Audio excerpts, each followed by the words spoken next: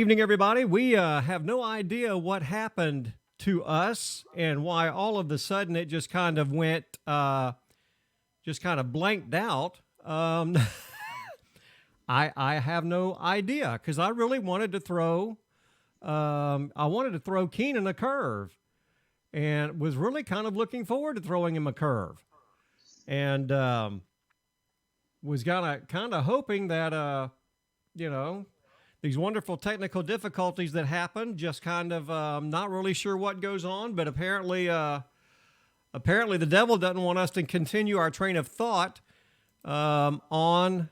Um, I'm distracted, Keenan. It's easy right now. Yeah, it is. I'm not really sure I know what's going on. But anyways, um, good evening, Keenan. Good to see you. Good to see you. And so we are broadcasting live. I am in my office in Alexandria, Louisiana. Keenan, of course, in his office in Hot Springs, and so we wanted to kind of continue with our what we did Saturday, which we thought was just powerful. We thought Saturday was just wow. And I really wanted to start, and I'm going to while I'm doing this, I'm going back to share this again because um, when the system kicked us out, I'm not really sure that I could explain what happened. But nevertheless, we are broadcasting now. So, Brother Keenan, what kind of feedback have you had since Saturday? Oh, just a lot of good things. We had some good meat and potatoes that we were giving out, and I feel like the whole discussion was just phenomenal. I mean, I really feel like the Lord was the part of the whole thing. It brought some light to some things, and um, I mean, I get encouraged just as much as we try to encourage. So it was definitely a great experience. Yeah, we definitely had a lot of fun, and it was really um, interesting. We right at the end just really was just really just. I mean, we were. It's almost like we were getting into our stride, Oh and yeah. we were talking about distractions. Um, um, I'm sitting here. I've got two or three different things coming across. So please forgive me. Um, we talked about things that distract us in our worship. Um, and Keenan, I'm sending you a text real quick Okay. because I think we may have a problem with your microphone. Um, I think something may have gone awry. We may have to go back to the old setup for right now. Okay. But anyways, it was we were talking about the distractions. What distracts you from worshiping the Lord? What is it that distracts you, takes away your time? And we were looking for comments, and we were looking for everyone to share with us what is it that distracts you? Why are you distracted? And Keenan, are you back with us? Hello, Brother Keenan. Are we there? We are still working on it. This is tonight. Apparently, the devil does not want us to share this because we're just having all kind of uh, wonderful things. You back How's with me? that? Yeah, there you go. I can hear you Okay. now. All right. Um, so, Talk about distractions. man, yeah, exactly. Here we are talking about the very thing that's causing us to be distracted, right? Right. So, anyways, we were talking about, what distracts you from being able to worship the Lord. And I sit next to, next to my chair in the living room. I have a notepad. And I highly encourage everyone to have a notepad to kind of write your thoughts down when you have a thought or when you have something that God places on your heart. it's always good to write down. And I have several pages in this, and I knew we were going to be talking about distractions. And there were some things that kind of happened over the weekend that really made me think about distractions. And one of the things that I played and I was going to try and catch Keenan off guard with was the scene in the movie The Four Christmases, the church scene where they're introducing the pastor, and it sounds like a NBA game, and the lights are going all over the place. And I'm thinking, now, if that's not a distraction, I don't know what is. And we were talking Saturday about, in service, what can distract us, or what does distract us. And so we want to continue that train of thought tonight. What distracts you when you are in church, when you are worshiping the Lord, when you are at home? What distracts you? I've got several thoughts tonight, and most of mine are probably going to be, and Keenan, this is where I need you to kind of help me, Okay. help keep me out of trouble. I'm saying that the church has created the distractions. Okay. Let me throw something at you. Can you see the chart that is on your screen right now? This is church membership among U.S. adults over the past 20 years. And I want us to look at this for a minute, because I think it's important to note that I don't know if when I played that movie, if Facebook kicked me out because of copyright issues or what may have been the issue, I'm not sure. But in 2008, when that movie came out, that's back when they were doing it kind of like, an NBA game, and now here's Pastor Phil, and the crowd was going wild. And this was a church. They were portraying a church. And of course, Vince Vaughn and Reese Witherspoon just kind of looked at each other. So I've got the chart up because I want us to look at this. In 2008 is when we start seeing that decline in church membership or people going to church. And I'm going, what happened since then? What has happened to cause that? And follow my train of thought. And again, I'm probably going to step on some toes, and I'm probably going to step in it, over it, on it, around it, through it tonight. But we talked about this Saturday. When we went to church, we used to stay and we used to tarry before the Lord.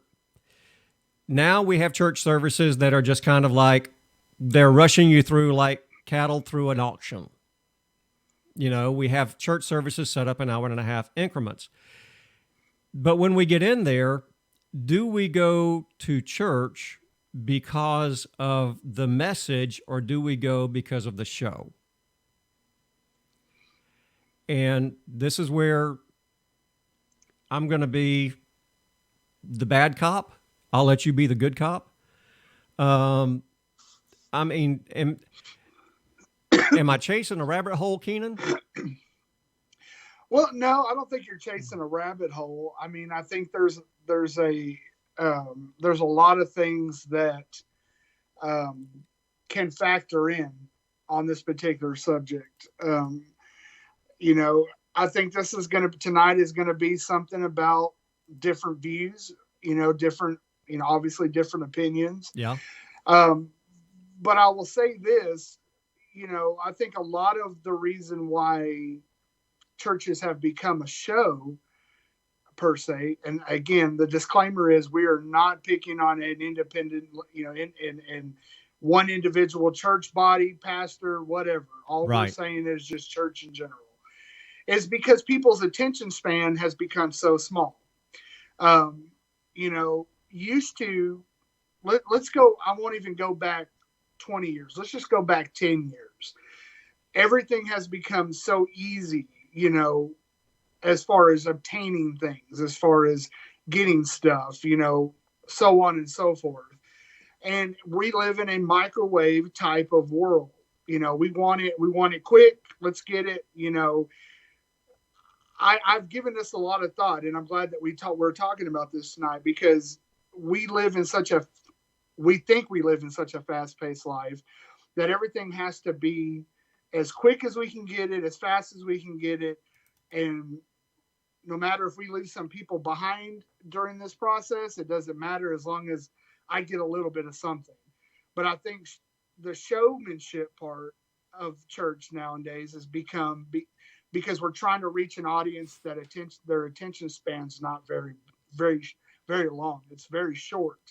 You know, as well as I do, you know, church is not the same as it was, even just say like 10 years ago. Right. You know, it's more, there's more dynamics to it. And I'm not against that at all. I like, you know, the lights, and I do like, you know, mainly because I'm a musician, you know, Right. but it can be a distraction from, is this worship or is this a concert that we're putting on?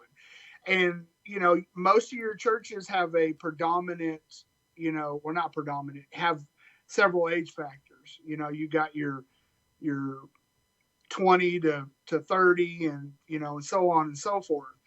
You know, some of your older generation folks may not be very crazy about that type of an atmosphere versus the young people. You know, it's exciting to them. They think it's a concert. It looks like a concert. But what happens is I think where the distraction comes in is because there's so much excitement in the beginning. And then when the pastor, he or she gets up there to preach the word, the excitement has gone because now it's serious business. Now we got to be serious per se. Right. But I'm going to let you talk on that some too. Okay. So here is, I guess, let me pose this question to you and to those that are watching. This is where your comments, this is where you really need to be part of this conversation. Because we really need you to comment. What are your thoughts on it?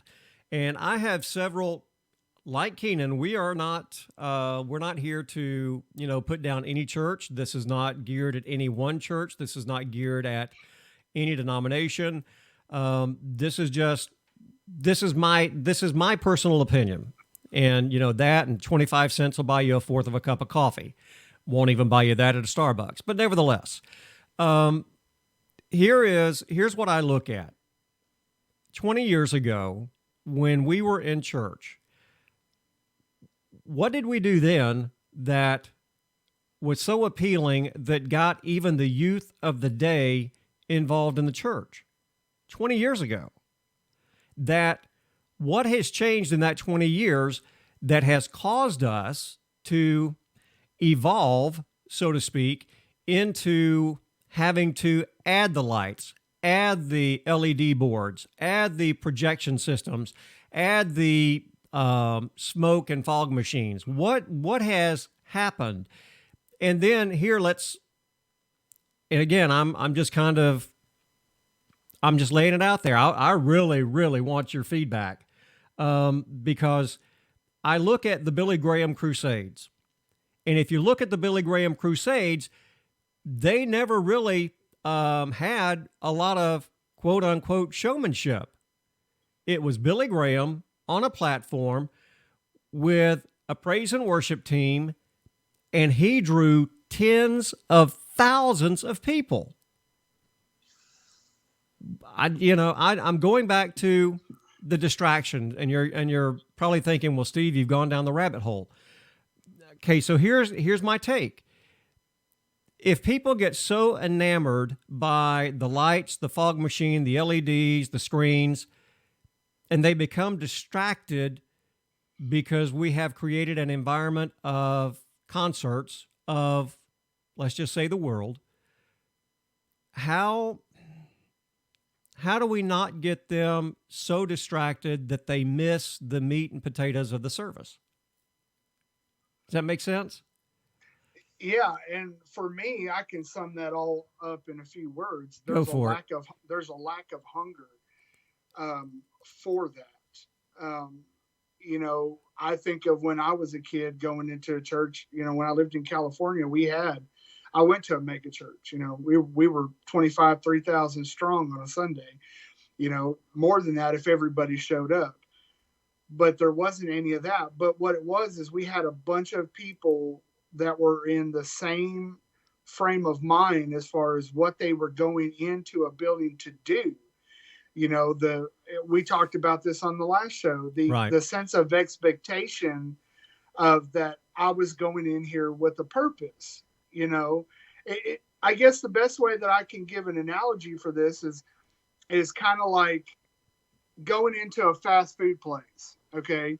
We've watched the commercials. We've seen what's exciting. We got this new food, blah, blah, blah. But till you make the decision to go and partake in that, you have to go there with the understanding of, okay, I don't have to have somebody jumping out the door or this big elaborate scene or somebody to go the extra mile to sell me what I already came in there wanting. And that's the part I think that we've missed is we're still, even after we get people in the pew, we're still trying to sell it to them. Yeah. For lack of words. I mean, back even 10 years ago, like I said, I'm not going to go back as far as you're going, but even 10 years ago, there was a sense of anticipation that I was going into the church to get something. Right. And to give something. Now we're too much pumping and priming. I mean, being a part of a worship team, I know what it feels like to feel like, okay, how much pumping and priming are we going to have to do to get people excited about being here? Right. So we add all this extra stuff, and really what it has become is more of a distraction. And like I said in the beginning, I'm in no means, I don't mind the lights. I don't mind the fog. I don't mind the boards and the screens. I don't mind any of that. But I think from a different perspective, people that come into a church have lost that hunger. We are still trying to, like I said a minute ago, almost like we're still trying to sell them something. We've become almost like salesmen on the platform. Yeah. And we're trying to get them to buy in, essentially, what we're trying to do. And they may or may not get it. And then we'll try again next week. It's kind of almost become a sense of redundancy. Yeah. If that's a strong word, I don't know. Yeah. It's one of these things to where, I was in service yesterday and I had to watch myself because I'm sitting there thinking, well, Steve, you just got through, discussing distractions and, you need to practice what you preach, which is always a good rule of thumb, right? And, I sat there and I told you Saturday that, when I go to service, because I am easily distracted, like Keenan being part of a worship team, knowing what I know about the technology, the sound, and all of these issues, I have to sit there and close my eyes. And I know that if I open my eyes, I immediately get distracted. When I close my eyes, I can basically shut off what's going on around me and focus on, the true meaning of why I'm at service. And that is to, give God praise, give him glory, give him honor. And, I was going back to a video over the weekend that someone had shared, and it was a Christian concert. And again, like Keenan, I'm not against any of all the modern technology that we use. My personal conviction is when it becomes a distraction, have we gone too far? Yeah, I don't know. I mean, the concert that I saw over the weekend, it was a Christian concert. But had they not put in the caption that this was a Christian group that was singing, I never would have known. I mean, I don't know, Keenan. I'm just, we live in such a world now to where, we're trying to win the world for Jesus, but is the church creating too many distractions by what we're trying to do to get them in the door? I mean, folks, this is where you comment. Well, I'll even go one step further again. I mean, can we sometimes really make the determination if it's church or if it's the world? We have some places, that I have been has started to let that sense of leniency in because, again, we're trying to reach. I've been on both sides of the table. You know, I've been in the side of trying to figure out what do we do to get people in the door. I've also been the person just sitting inside the room. You know, what do we do to reach people? What are we going to do to get them in the door? What can we? How more spontaneous can we be? You know, and again, I think it has to do with the culture that we live in now. You know, we live again in such a fast pace. You know, we live in an advertisement type of world. Um, you know, we get on Facebook, we ask Google everything. We look at Facebook for the news sometimes, and all that's on there is not always correct. Right. But it's the easiest, fastest way to get what we call knowledge, and it's not the same. But, you know, even coming to church, you don't see many people carry their Bibles anymore. They're using their phones, they're using tablets. I'm one of those people. You know, I'm very tech savvy, just like you are, Brother Steve. And, you know, but I would rather read the Word of God out of the Bible itself. Right. You know, and that's, I think that's what's changing now is we're trying to keep up with all the distractions of the world, and essentially we've become that distraction because we can't. I guess what I'm getting at is it's hard to sometimes separate the church from the world that we live in because we're walking such a thin line with everything. Church has always been a place of honor. It's always been a sacred place. Right. And now, you know, it's become more of how many, for lack of words, how many butts can we get in the seat? You know, I mean, that's what we're doing is outside of selling tickets at the door to get people to show up and put up this big, you know, spotlight and say, hey, you know, almost like the Ringling Brothers Barnum and Bailey circus, you know, let's look for what's exciting. That's not the reason why we should come to church. It should be because we want to gather together in one place to give glory and honor to God. Yeah. So the question for tonight, for those that are watching and even those that will go back and watch the playback, we really want to know your comments. I mean, when you go to a church service, what distracts you? And let's back this up a little bit because we even discussed it this past Saturday. You know, even at church, not church, but even when you're at home, what distracts you from being able to get into the Word, get some private time before God? What are those things that really distract from you being able to enter into the presence of God where you are? What is that distraction that keeps you from being able to do that? And that's what we're trying to discuss tonight. We're not here to point fingers at anybody. We're not here to place blame on anybody. We're not here to place blame on the church. We're just, you know, I'm making some observations. Brother Keenan's making some observations. It doesn't mean either one of us are right or either one of us is wrong, because at the end of the day, it's between you and God. And we're not here to judge you. Judge not, lest ye be judged. And that's not our purpose. We just want to help.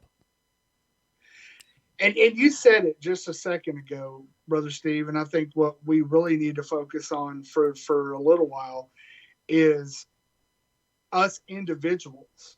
You know, we have this little thing that we hold on our side that we call a cell phone. We have family, we have kids, we have whatever it may be. You know, I try really hard to put my phone away when I'm in church because it's so easy. Yeah. I mean, even right now, if I was to get on my phone and send you a text, you may not try to pay attention to that, but in the back of your mind, you're thinking, I just got a text from somebody. Yep. And that's part of the distraction part. Even at home, let's just start there. You said it a minute ago. What prevents us from getting into the presence of the Lord every day? There's lots of things. A job.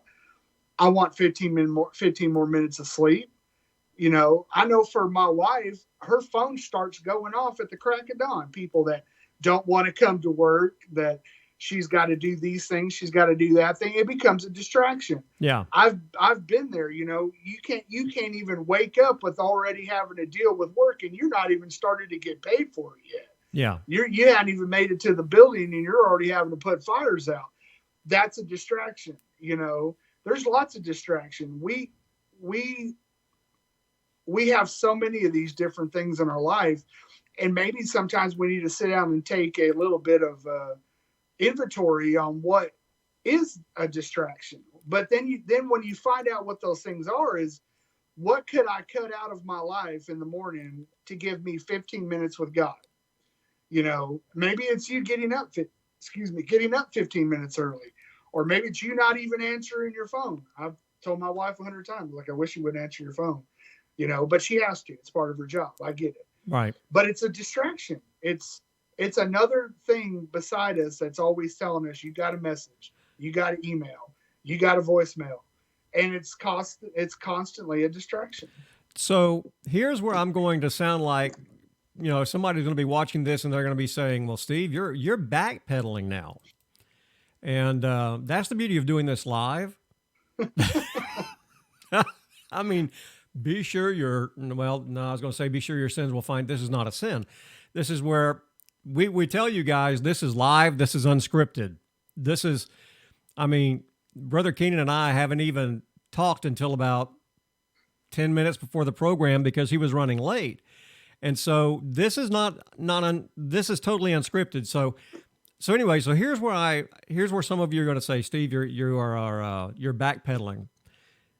So if we are doing what we need to be doing in our private time of worship and learning to eliminate the distractions in our life when we are giving God our praise and worship, or when we should be giving God our praise and worship in our private time, how much so would that help us no matter where we go, no matter what's going on at church, to where those distractions don't affect us? Make sense?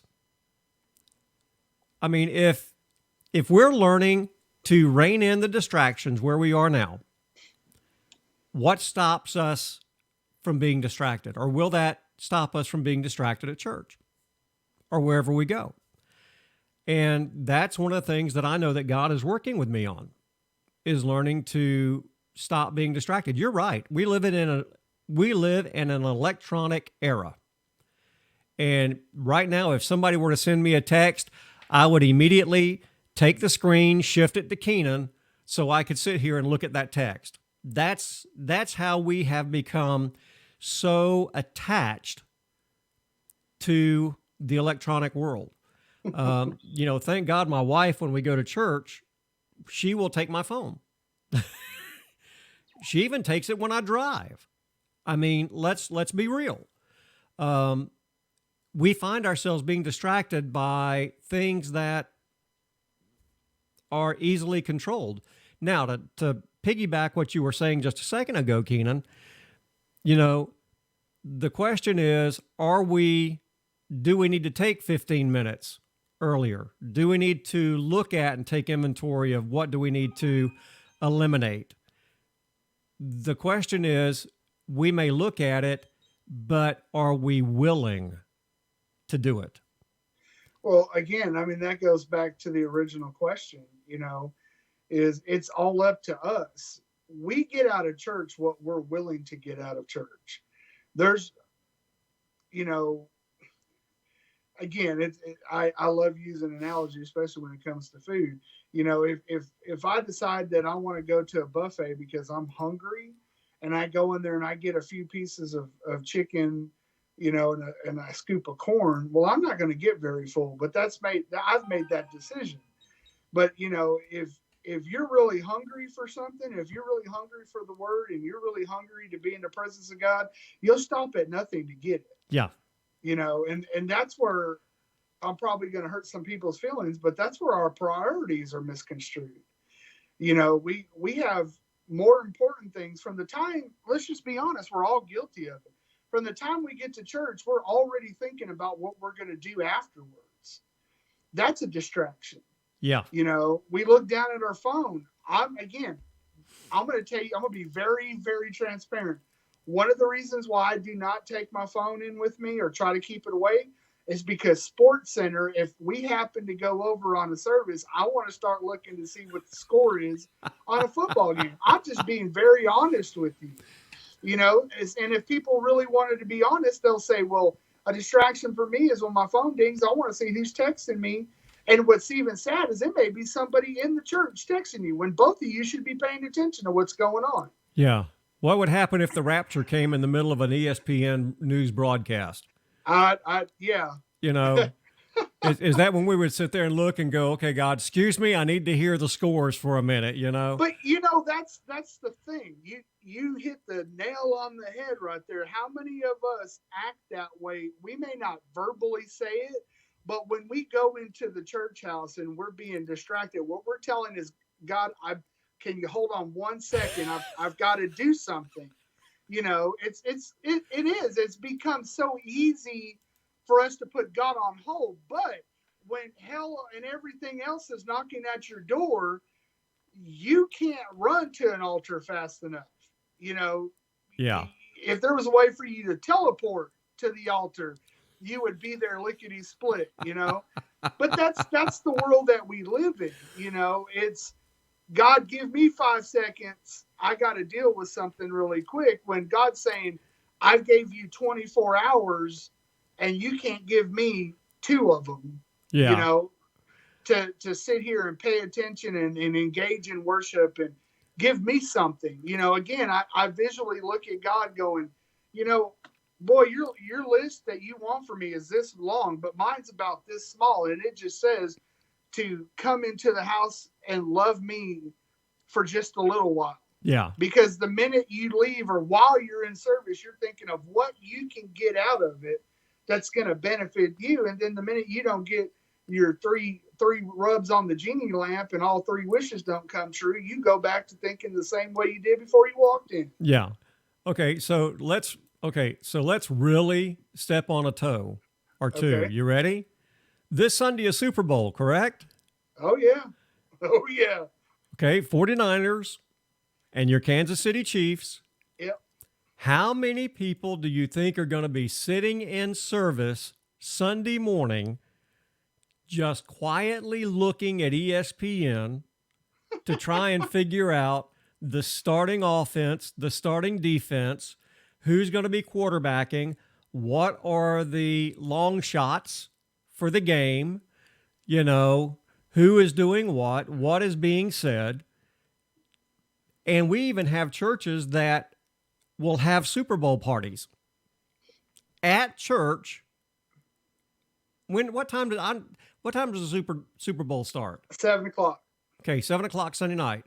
So there are churches that will even project the Super Bowl in the auditorium. Now, you and I know some pastors that will do that. We knew some that would do it with the LSU game and with the Arkansas games. Mm-hmm. And a few other colleges. If I guess if we as the church don't place importance on things of God and the worship of God and all of those things, do we belittle God because we have elevated things such as Super Bowl above God? I mean, I see what you're saying, but I'm probably on this one, and I know people are watching. I'm probably going to have to disagree because I think it's a really good opportunity for fellowship amongst people, and it is another way of how to reach people.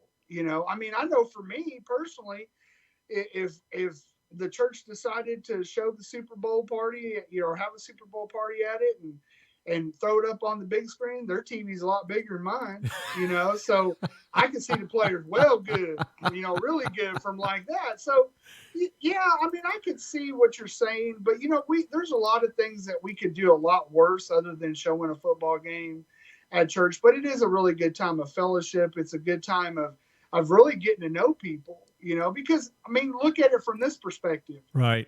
You're probably chances of getting more people to come to church knowing that that's going to be right after that, and then gives you an opportunity to to fellowship with them people and eventually, win them to come to church because they see, that's an outreach to me.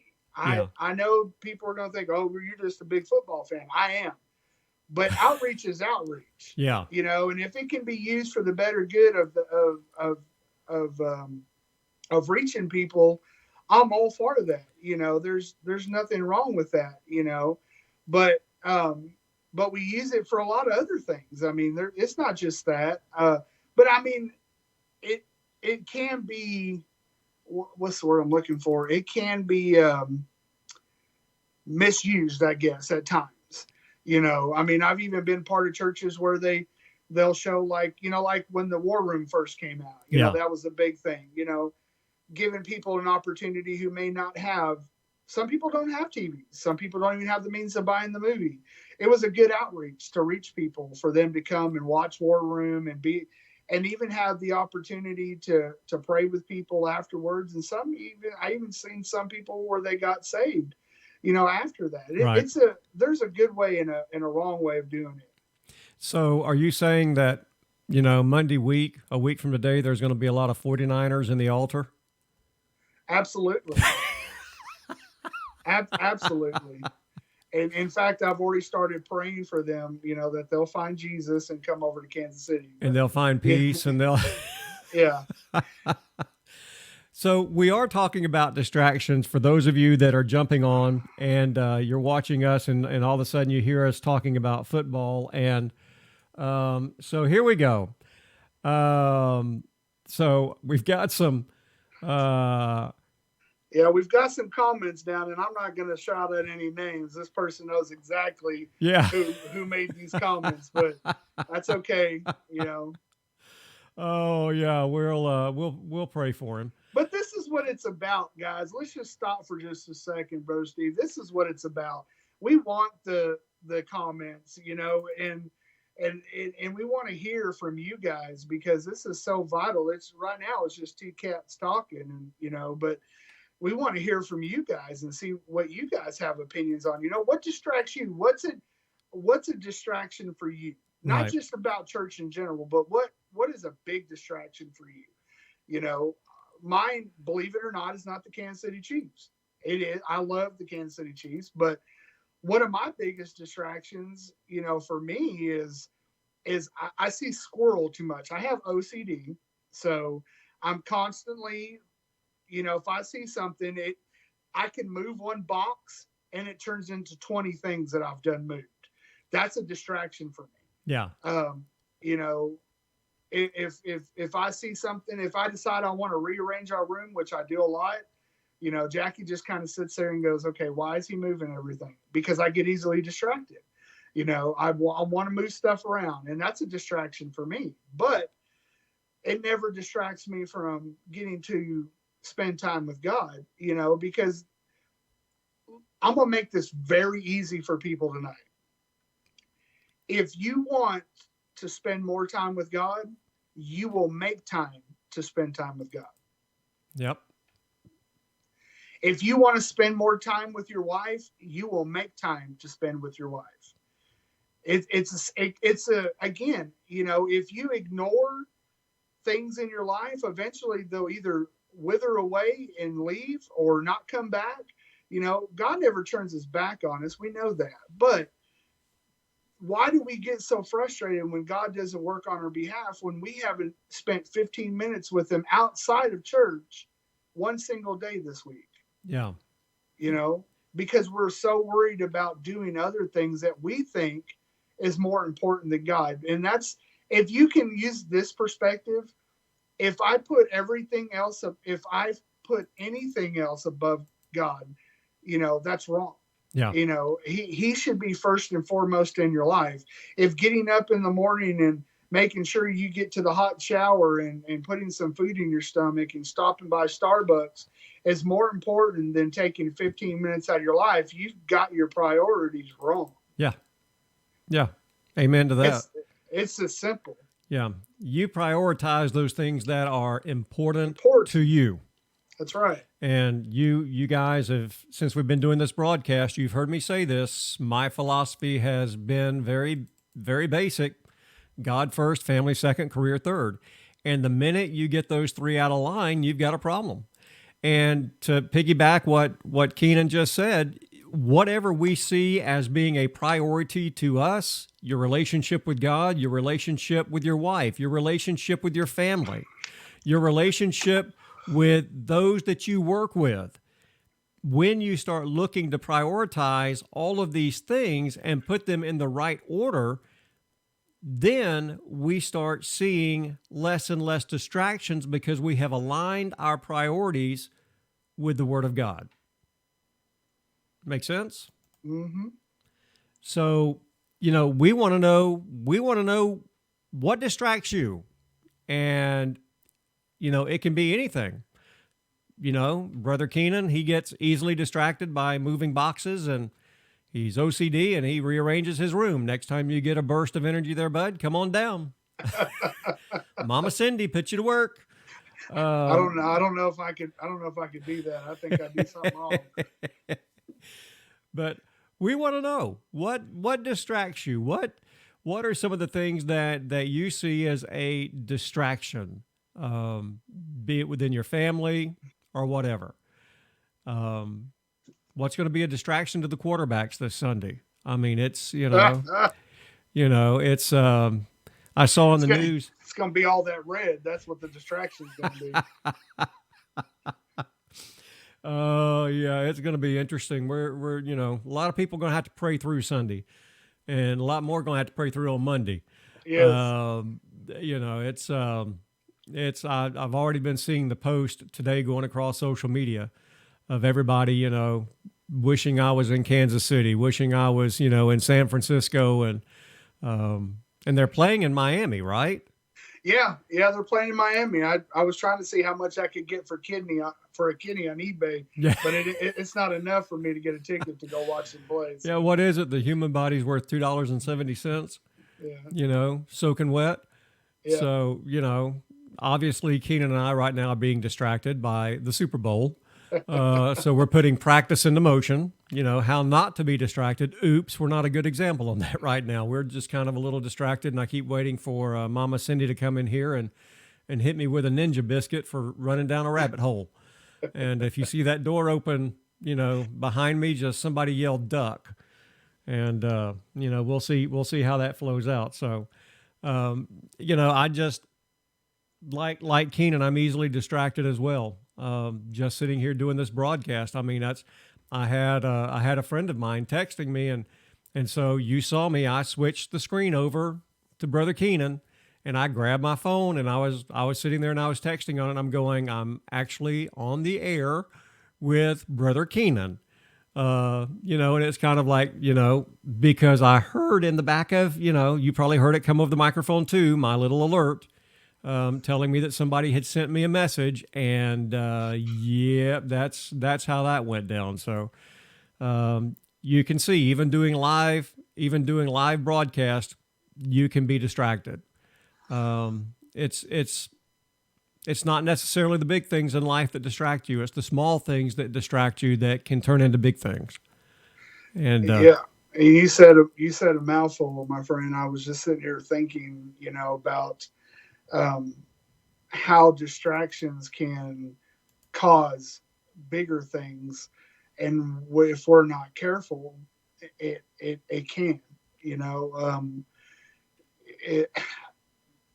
Everything that we do in life is complicated from some perspective, and the distractions don't help none. They don't make things easier. They don't make things better, but when we let distractions take it, and well, let me use a better word, rob us from getting in the presence of the Lord, whether it be at church, whether it be at your home.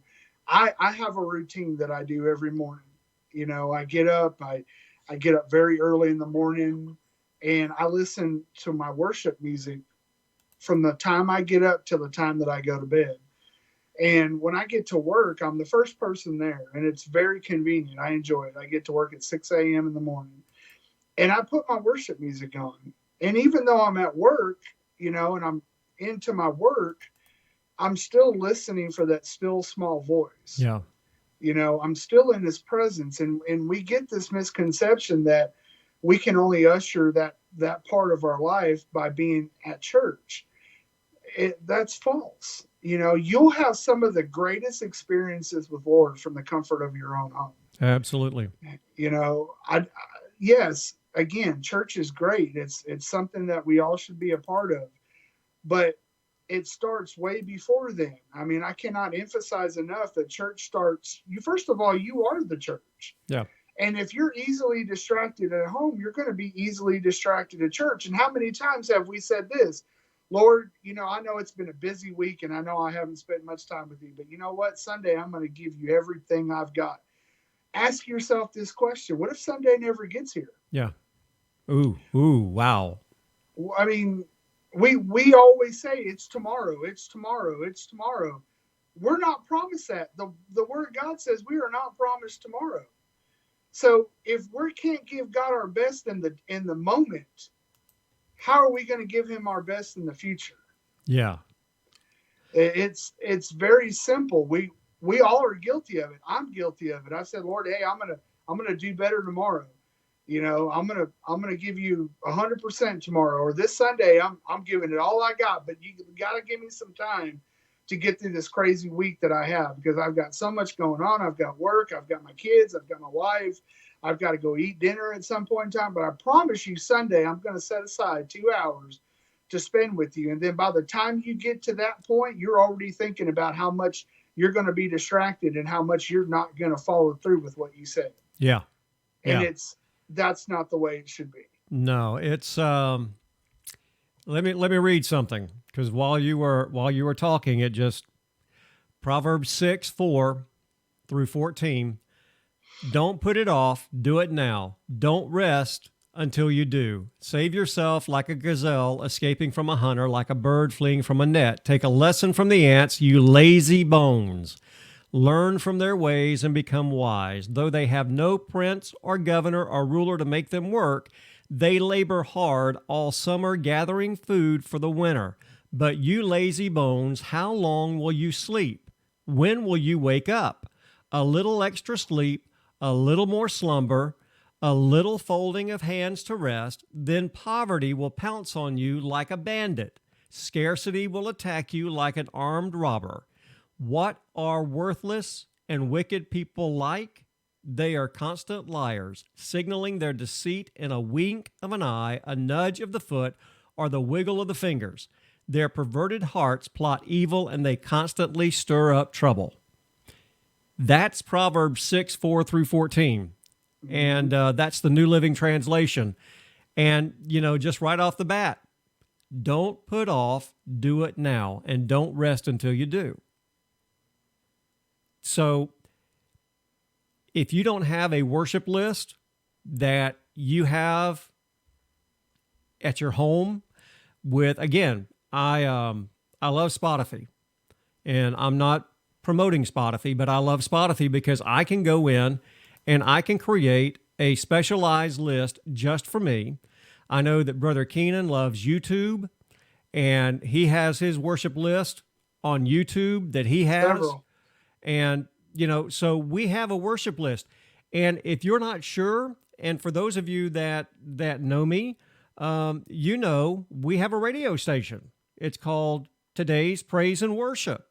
And it is praiseradio.live. It broadcasts 24 hours a day, 7 days a week, with a great mix of praise and worship music. So what we do here at our house is when we wake up in the morning, I turn on the radio station. And before Cindy leaves to go to wherever she has to be that day, we have our time of praise and worship music. Because, again, we said this last Saturday, and we've probably said it 2 or 3 times before that. The devil cannot stay where praise and worship flows. And if you've got turmoil in your home, and you've got turmoil and strife between you and your spouse or you and your kids, and you want the devil to get away from that, put on some praise and worship music. Satan's not going to come in there. He's not going to even try and fight that battle, because he knows he's already going to lose. So I encourage you, find a great praise and worship list and learn to just start listening to the music and close your eyes, block everything out, and just sit there and just, get into the atmosphere of God. And you'll be amazed. I promise you, you'll be amazed at what changes. And you're not changing God, God is changing you, because you are giving your sacrifice, your praise, and you're saying, God, you are more important in my life than anything else that goes on around me, so you are my priority. You are my focus. And God will put everything else in perspective. And that's just, am I perfect at this? No. Do I catch myself sometimes sitting, in my chair and looking to see what social media is doing? Yeah. But I'm starting to wean myself off of it more and more, because you've heard the old adage, you can't take it to heaven. You can't take it with you. And if I'm going to be spending all of my eternity in heaven, worshiping God, giving him glory, bowing down before the throne, maybe I should be practicing now so I won't feel so out of place when we get to heaven. Just a thought. That was a good one I just saw come across. Let me read this really quick. Yeah. It said, food for thought. If the body of Christ was solid in him 6 days a week, on Sunday they would be wearing Christ and be ready to show the world who he is. Recipe for church growth there. Be ready with the love of Jesus and the sin of his forgiveness. I mean, again, that's spot on. I mean, it's, why do we wait till Sunday to do church? Well, okay, so here's the question. You ready? Yep. Have you already started worshiping today to get ready for next Sunday? Yeah. I mean, this comment kind of stole my thunder, because I had it in my thought to say, because as soon as we walk out of church on Sunday, you should automatically start getting in that frame of mind and getting in that atmosphere of worship. Well, again, look at it from this perspective. If there's anybody out there that's confused about what it is that we're saying, try this. Don't eat for 6 days and see how hungry you'll be on Sunday. Wow. Don't eat for 6 days and see how hungry you are on Sunday. We fast, and the first time we fast, it's like, that first day's hard, and then the second day is even hard, and about the third day, you can probably go without a few meals. But, the thing is we're not willing to sacrifice that. But don't eat for 6 days and then see how you feel come the seventh day. You will be so hungry for it. What I'm getting at is, if you can give just as much in your worship as you eat every day, come Sunday, you're going to be so fat with the Lord. You're going to be so in the middle of it. It's not going to no pumping and priming. You're coming in there with a purpose. You're in there to get so full that come Monday, you're not having to eat as much to get full. And then come Sunday, it's going to be even easier for you to get filled up again. But we go into the church starving. Yeah. We go into the church spiritually starved to death because we have not participated in the bread of life or participated in any kind of being alone with God and getting fed spiritually. We'll get the flesh man fat. I mean, we'll go through a drive-through in a heartbeat. We'll look at see something on what's new at Sonic or McDonald's, and we'll make a run for the border to go get something good to eat. And we'll fill that fleshly man, but we'll starve ourselves. We'll be anorexically ready for church come Sunday. Yeah. And then we wonder why. Because we've been distracted all week long. We have not given any time to God. And just like that comment, if we did it 6 days a week, Sunday would be so much easier. Yeah. But we don't want to do that because, again, we have so many more important things on our agenda, and that's not the way it should be at all.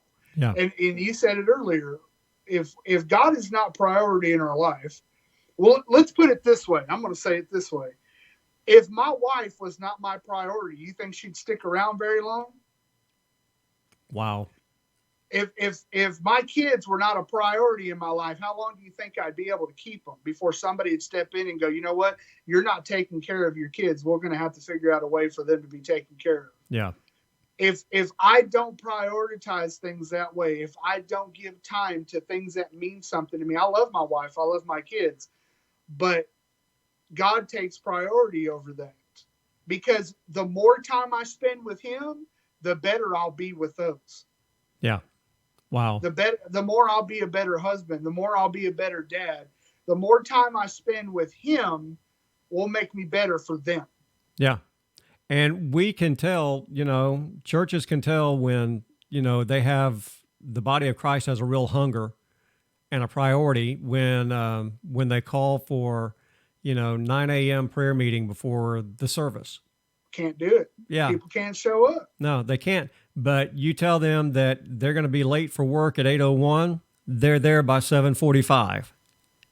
I'm not going to tell you where I did this, but I'm going to tell you what I did one time. I told my group, we'll just leave it at that I was going to bring breakfast, but they had to be there at 9:00. That I was going to feed them at 9:00 if they could be there at 9:00. And they showed up 9:00, and I had food. The next week, I did the same thing. Said I was going to feed them. They were there at 9:00. Did it for a third week. The fourth week, I said, I'm bringing food. Meet me at 9:00. And when they showed up, I didn't have anything. And they were like, well, why did you do that? I'm hungry. Remember that feeling, because next week when you show up at 9:00, have the same hunger you have for the Lord that you have for your stomach. Yeah. Wow. That's powerful. We prioritize what is important to us. And oh wow, we've been going at this for an hour there, my brother. Have we? I think we need to probably find a stopping point, or else we're going to go on for another hour. And if you have comments, and for the comments that came in tonight, we thank you. Yes. Hey Brenda, how are you? This is, folks, you've got to prioritize what's important to you, and God needs to be at the top of that list. If not, let me encourage you to make him top of your list. Brother Keenan, closing thoughts. Just if you've taken anything away from this program tonight, just remember that God needs to be first and foremost in your life. And if you'll do that, all those other distractions of life will go away. Yeah, exactly. Keep watching Facebook. Please share this video. Our videos have been getting a lot of great views and a lot of great responses. And for that, we say thank you, Lord, because it's all about just being ministry and us just being two guys having a conversation. And we want you guys to continue to spread the word. And we will see you next time on Coffee Talk. Keep watching Facebook, and we'll tell you when we're coming back. God bless.